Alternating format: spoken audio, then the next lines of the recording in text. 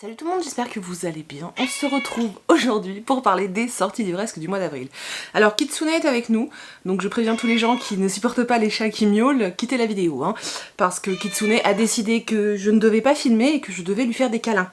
Voilà, donc il est là, présentement, juste devant moi, en train de me regarder comme ça, et de miauler à la mort pour que je le caresse. Donc je le caresse un petit peu en même temps, mais c'est un peu compliqué.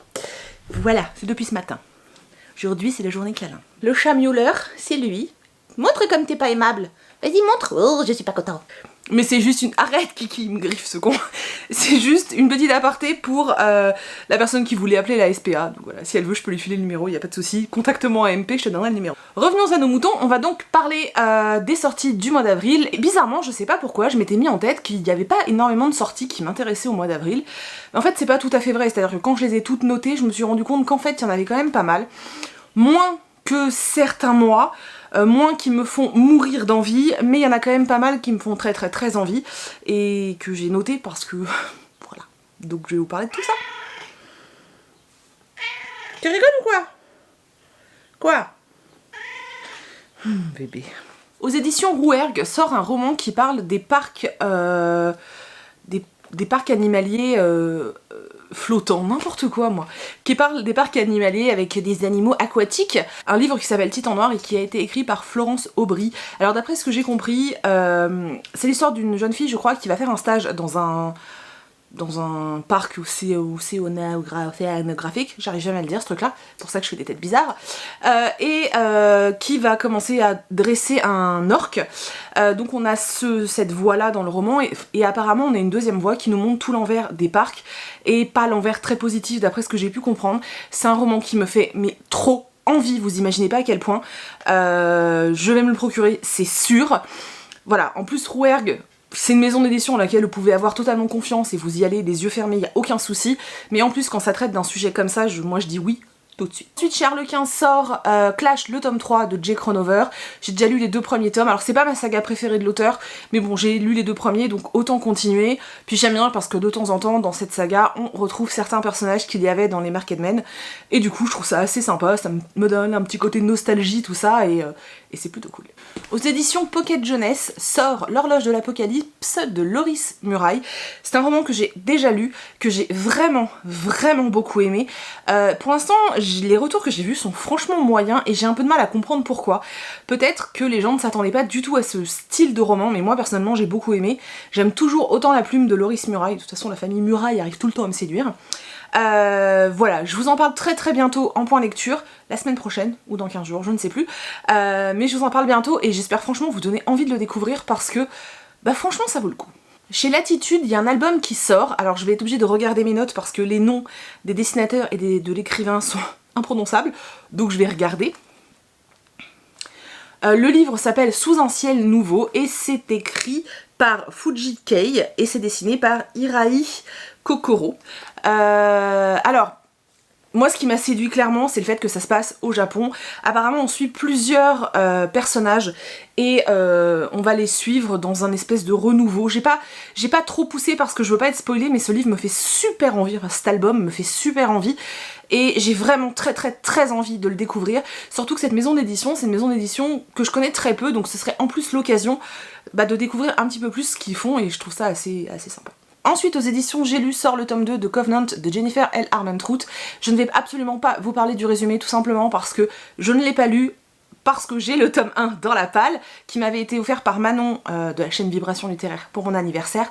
Et en fait, je vais le sortir là, je pense, au mois d'avril, le tome 1. Mais comme je veux pas être spoilée, je veux pas, en fait, relire les couves. Non, relire les résumés, pour relire les couves. Mais d'après mes souvenirs, ça doit être peut-être de la romance paranormale ou un truc un peu du même style que Lux, mais je pense que c'est pas les mêmes êtres que dans Lux, bref. Donc voilà, mais ça me fait très envie forcément. Enfin, faut d'abord que je lise le tome 1. Ensuite sort aux éditions Gulfstream dans la collection Électrogène le nouveau Agnès Marot, donc qui s'appelle Erreur 404. Je pense que c'est dans la même veine que IRL, alors je pense pas que ce soit une suite. Pareil, j'ai pas voulu lire la 4ème de couve parce que très honnêtement je veux pas me spoiler et j'ai envie de rentrer dans ce livre totalement vierge de tout.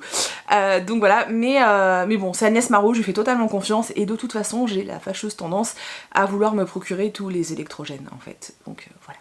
Ensuite à la collection R sort Big Bones de Laura Dockrell. Alors ça c'est un livre qui me fait très peur, déjà parce que je n'aime pas cette couverture où on voit cette fille ronde avec une jupe ras la foufoune. J'aime pas du tout, mais j'aime vraiment pas du tout. Et puis le sujet, alors apparemment on nous dit que c'est un pied de nez à la grossophobie. Voilà, j'ai un petit peu peur du ton et j'ai un petit peu peur de... Ce roman me fait peur, j'avoue que ce roman me fait très peur, mais je veux absolument le lire puisque c'est un sujet qui me tient particulièrement à cœur. D'après ce que j'ai compris, on suit une jeune fille qui s'appelle Bluebell, qui est ronde, alors elle dit qu'elle a des gros os simplement, qui est ronde mais qui se sent bien comme elle est en fait, elle a pas, voilà, elle n'aspire pas à être plus mince, elle est comme elle est, point, ça lui plaît, sauf qu'elle va faire une crise d'asthme et qu'en fait son médecin va a priori vouloir, je sais pas s'il va falloir qu'elle maigrisse ou pas, mais en tout cas va lui demander de tenir un carnet sur les choses qu'elle mange, voilà, donc j'en sais pas plus.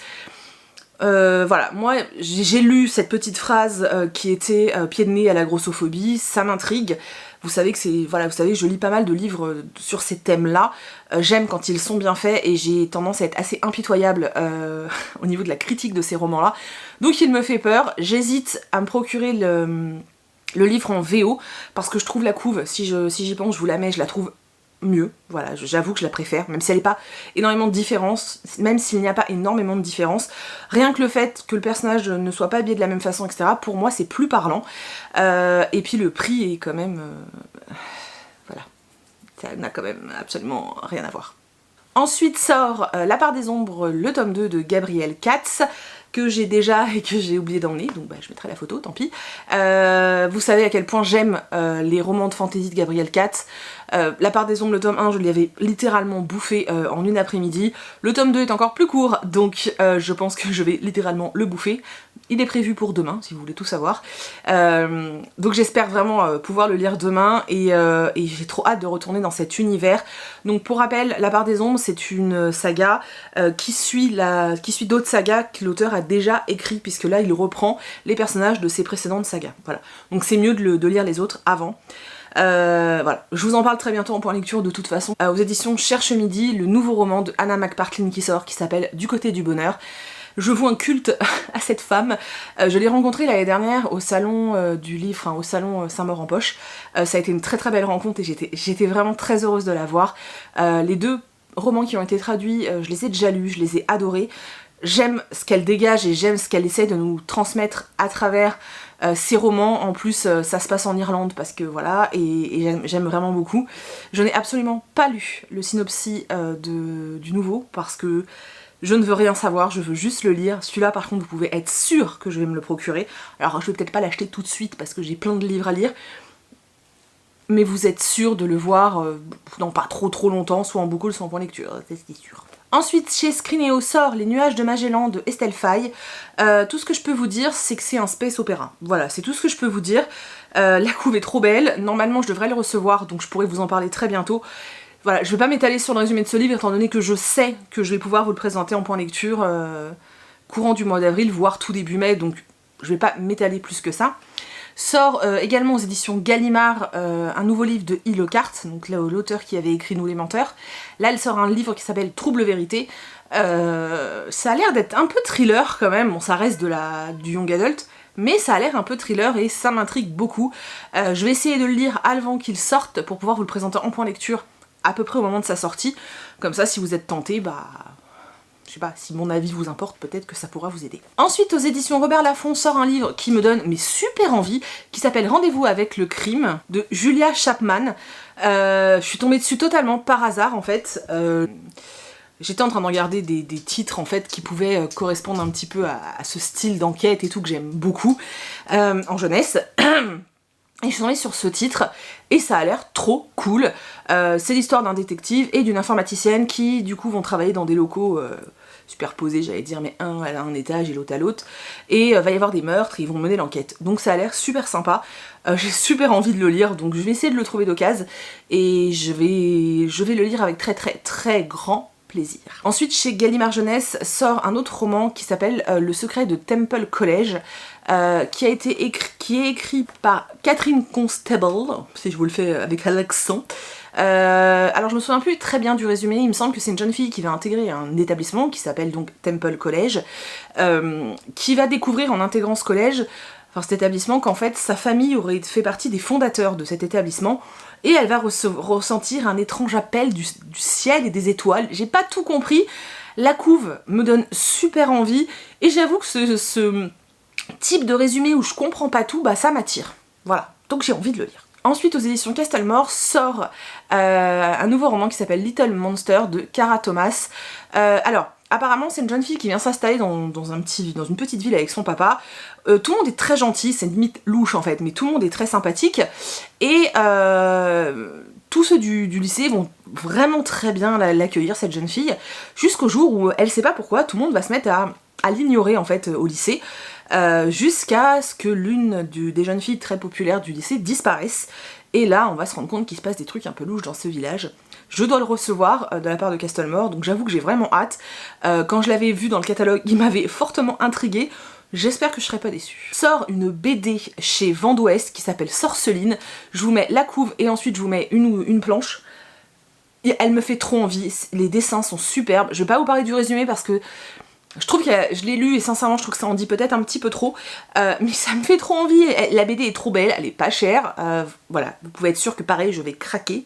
Ensuite sort J'ai toujours cette musique dans la tête de Agnès Martin-Lugan aux éditions, je crois que c'est Robert Laffont ou Michel, un Laffont en tout cas. Alors j'ai lu le résumé mais c'est pas très très clair, hein. C'est une histoire de couple, de famille, de travail. Voilà, il me fait envie, pourquoi pas. J'aime bien les livres d'Agnès Martin-Lugan, maintenant je suis pas non plus je suis pas non plus de celle qui l'achète dès qu'il sort, donc si je tombe dessus, pourquoi pas, sinon j'attendrai la sortie poche. En tout cas, je me note cette sortie pour pas oublier qu'un nouveau titre est sorti de l'auteur, parce que, en général, j'aime bien ce qu'elle fait. Ensuite, chez Pocket Jeunesse sort Le Gardien des Secrets de Trenton Lee Stewart. J'avoue que c'est la couve qui m'a d'abord donné envie, et ensuite le résumé est assez énigmatique. Il y a des enfants qui vont tomber sur une montre qui apparemment aurait un certain pouvoir, et bah cette montre il va falloir qu'ils la protègent. Alors l'attaché de presse de PKJ m'a prévenu que c'était un tome 1 et qu'il était assez introductif, mais que par contre la fin avait un cliffhanger de taré et que j'allais avoir beaucoup de mal à attendre le tome 2. Quelle bande de sadiques.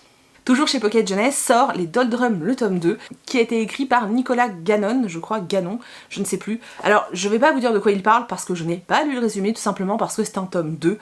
Je me le suis noté parce que je m'étais déjà noté la sortie du tome 1 il y a un bout de temps.